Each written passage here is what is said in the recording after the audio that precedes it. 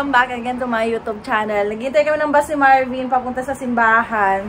Sisimba kami dahil Sunday ngayon. Ayan. Hindi pa kami makapag-laundry kasi nagka-problema yung laundry. Baka bumili si Tito na daw ng bago. Pinapantal ako nung dami. Oh.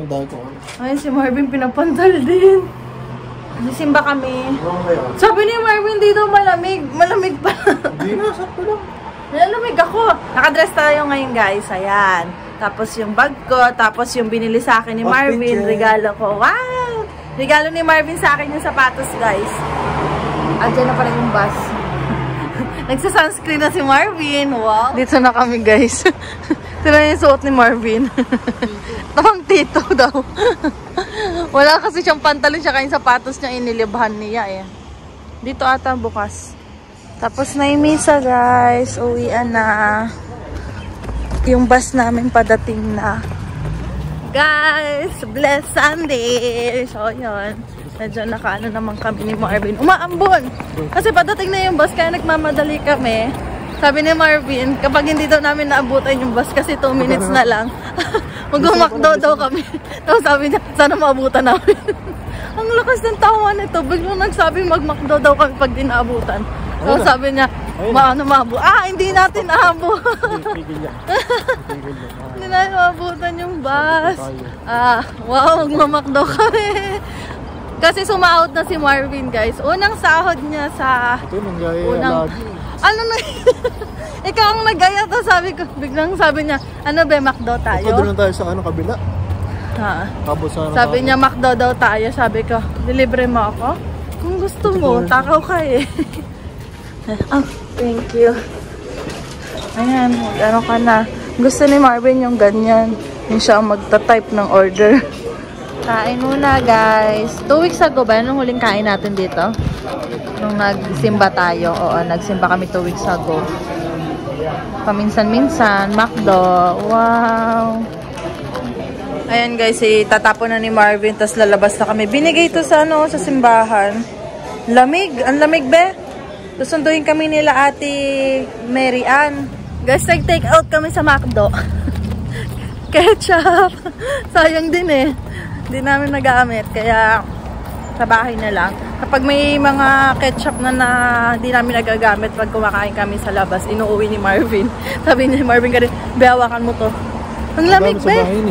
Oo, nagagamit din kasi namin to sa bahay eh. Kasi kapag sa bote tayo na kumukuha, napaparami.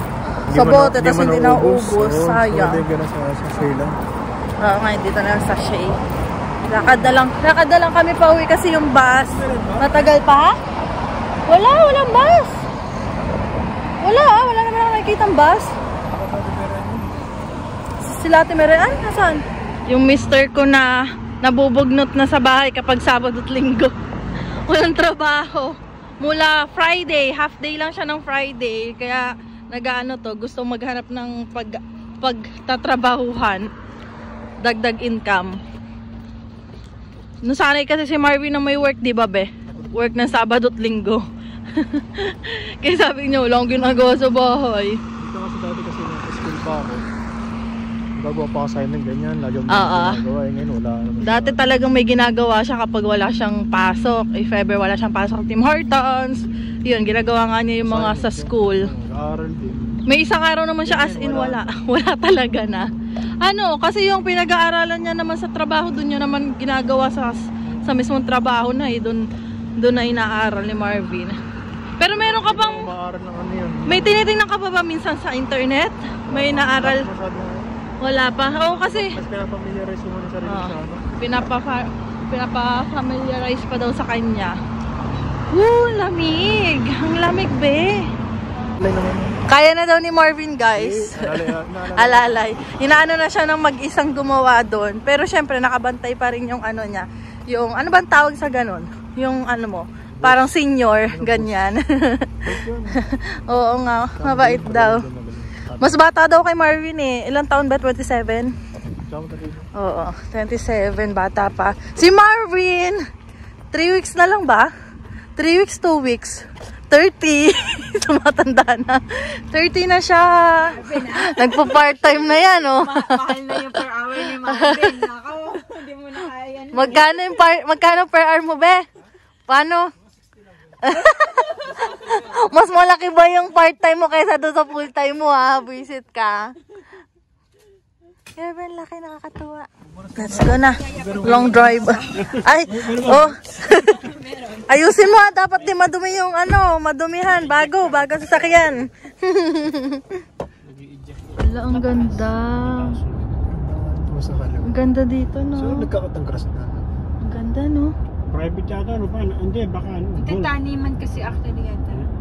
May Costco na rin dito. Dami na ng bahay din. Ay, mga bahay-bahay din to, oh. Kaso medyo malayo-layo din. Sa kalili po dyan. Paano yung pasok doon? May public school na rin. Asan? Public school? Ay, nakalagay sa ano. Ay, mga bahay-bahay na dito sa part na to. Ay, sa map na yun, dami ha. Oo nga, no. Pero 81,000 lang ang population niya. O, tignan mo yan, 81,000. Tignan mo itong bahay na to. Wow, ang laki. Ang laki ng bahay, no. Oh, ayan o. Ayan na yung lake. Ang ganda yun. Lake daw, be. Ayun. Ayan, yung lake. May tubig na. Ganda. Ang ganda ng kulay ng mga puno dito, be, no? Mga light green. Parang fresh na fresh, eh. Anglers and hunters. Parang ano, be, no? Pag-uwi lang tayo ng Mauban, ganito yung mga dadaan natin, talagang wala pang katao-tao. Ayan yung mga bahay, oh. As in, layo-layo talaga, no? Ayan, no? Ang lalaki ng mga bahay nila, mga pahaba. Mga pahaba ang mga bahay. Ang lalaki ng lupa nila, no? Ay, madami na mga bahay dito, oh. Babahayan na dito. Mga bahay-bahay na. Oo nga, naalala ko na. Ay, may ano na rin din, eh. Gas station. Mas dito. Ang gano'n lang din yung bus. Oo nga, ay may grocery ba yan? Ang ganda. Super tahimik dito. Ay, mga bahay, no? Ay, ito, parang nawawala na uli yung mga bahay dito, no? Tapos na ulit. Dito sa kaliwa. Oo nga, dun sa pataas siguro yun. Ganda ng mga puno, oh. Kung sabi niya Ayan, kung dire-diretso nakakatuwa naman dito. na papabata na. Sarap naman mag-road trip, be. Pag nagkaroon na, matagal pa yun. Road trip tayo. O kahit maligaw ka. Kahit maligaw, road trip Basta pa may rin. gas. Noon nga eh. May pupunta kami lugar, hindi man namin alam. First time lang namin pupunta. Hindi pa usong Google Map na. Mapa lang po. Oo, map. Mamapa ka lang. Mano-mano ka talaga nun. Uy, ano yung bus? City. Oh, may bus na, oh. Oo. Kanina wala tayong bus na nakikita, eh. Saan daw tayo? Dito, ito pala dito ng part ng Pasiti. Try natin yung waterproof ba to? Ay, ang ganda. Parang ganito yung pinupuntahan nga. Dito nga. Ayan, Nagbago oh. na rin. Sino kong pare yun? Nakakakaya siya. Tama yun. Trend 7 water. Hours mahigit. Mula dito, 3 hours. Papuntang Toronto, pabalik. Trent University. Baka naman mag-search ka sa TikTok, baka may makainan. May ano nga yung bike na gusto natin, yung may angkasa. Ang mahal kasi nung ganyan, Ben, no? May angkasa na bike. Yung sa Walmart, di ba? Wow! Karinderya pala yung kanina, parang kainan. Ano kayang ano nun? Ano kayang mga pagkain nila doon? Shop. Ano? May torta. Tortang talong. Mga tapsilog. Ano to? Ka-school pala to. Ayan, nakalagay yung college nakalagay. Oo. Itong ano. Kala ko ano yung parang mga apartment. Parang sabi ko. Parang bakasyon ba? Ito. Nasaan? Hindi, daddy long weekend. University yan? Ay, oo nga, no. Trend. Ayan ang Trent University. Trent University. Tim Hortons, Beo. Mag-work ka dito. Layo. Tapos uwi ka Toronto, no? Hindi, dito ka nabibili ng bahay mo. Wag ka dyan. Work ka dyan. Alam mo na yan. Sa time din. May Osmos, shawarma. Shawarma. Gusto niya? Yan na lang. Gutom ka na. Gutom na si Kuya. Ano? Wala nang mahanap na kainan, eh. Malalayo pa tayo. Yan. Yan, dahan-dahan yung ano, bagong sasakyan yan. Dito daw kami. First time namin kakain dito sa ano to? Anong nakalagay? Osmos. Oh, Osmos. Okay ka lang, be. Hindi ko alam eh. Ano ba? First time ko lang kasi dito. Hindi ko alam kung ano. Shawarma. Uy, shawarma. Mukhang may lahi si kuya. Mild lang. Mild lang po. Ayan, naka-order na sila Ate Mary at Kuya Ali. Tagalog si kuya. Nagulat ako. Mukhang may lahi si kuya. Ayan. Pure talaga kuya. Ay, ito yung mga amin. Pare-pares ng in-order. Ayan. Ay, hindi ko ma-open. Kaya meron din tayong ayan. Ayan. Ay. Yung anak ko gustong-gusto. Bango. Yung ano, gustong-gusto nito, yung panganay ko. Yung dito po? Yung Osmos na ano. Osmos. Po dyan? Hindi, iba yun, park. Park po? Park lang. Dami. Anong kahapon? Kahapon nga tayo. Park. Hindi, kala ko may lake. May lake kasi. Taas ang bahay, be, oh. Dito, medyo matataas. Ano yata yung downtown nila eh? Ay, ito na pa yung downtown nila. Yung may matataas na bahay. City na pala to. Ganda daw dito, sabi ni Marvin, puro puti talaga. Walang iba eh. Blue eyes, ba hanap ka? Yeah. Blue eyes. Kalo. Ayan, nakikita ni Marvin, umayos ka. Alam na. Alam na dis. Malalaki din yung mga bahay dito. Downtown. Ayan na nga. Downtown ang Peterborough. Yung may clock po. Wow. Ayan yung clock. Oh. Ayan. Perfect tonight. Ayan oh. Sabi ko parang may fountain doon na may tumatalsik. Pipila pa niya. Wow, ang ganda naman dito. Bangka na ganun. Bebe, naka-ano? O, pwede maglangoy din eh. Ang ganda. Kala ko kasi naka-pantit pro si Marvin. Titingin na naman yan. Ano gusto mong gawin? Cemetery, konti ba naman? Cemetery oh.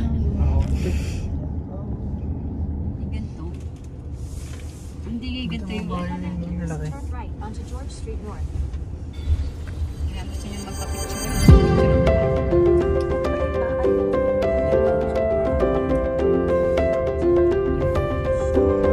Hindi mo maganda. Uy, nakasano yung kanilang mga anak.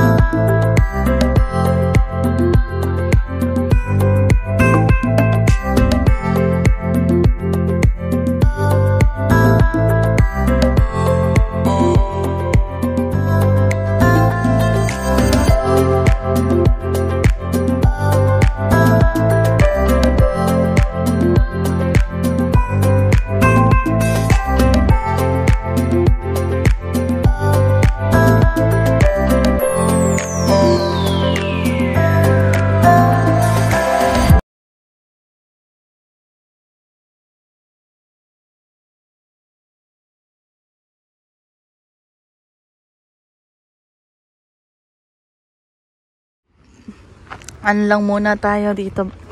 Spark muna. Nasa si Marvin, be? Ganda. May pag-utot ka pa. Ay, oo nga, no. Wow. Malamig kaya yung tubig? Alam mo may lumalangoy doon. Ay, naglalangoy doon eh. Ano yung nga natin yan? Malamig? Oh? Ang lamig nga.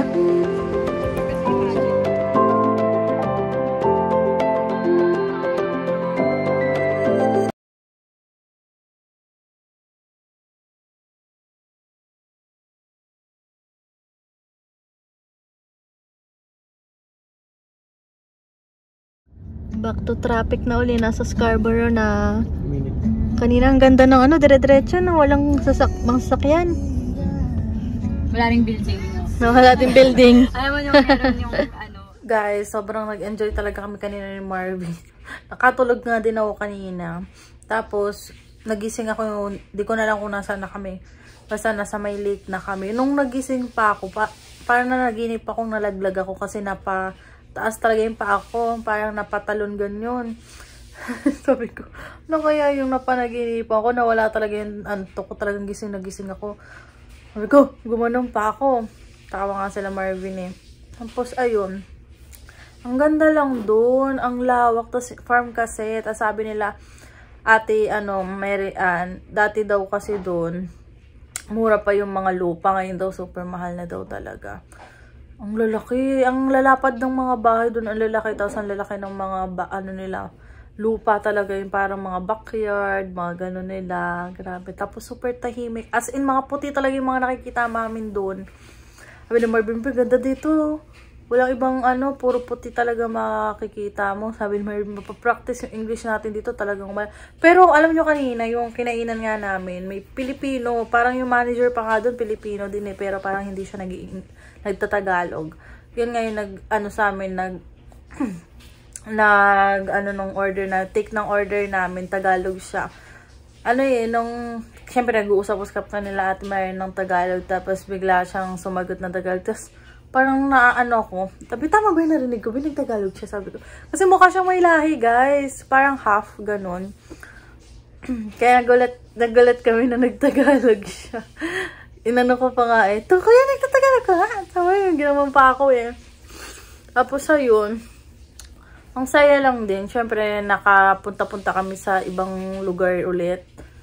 Kasi parang last year, pauli yung huling gala namin, medyo malalayo. Diba na isasama nga kami nung mga kakilala din namin, guys. Tapos yun, di din namin kasi in-expect ni Marvin na makakagala kami ngayong weekend talaga. Gawa nga ng expect ko nga mag-work ako.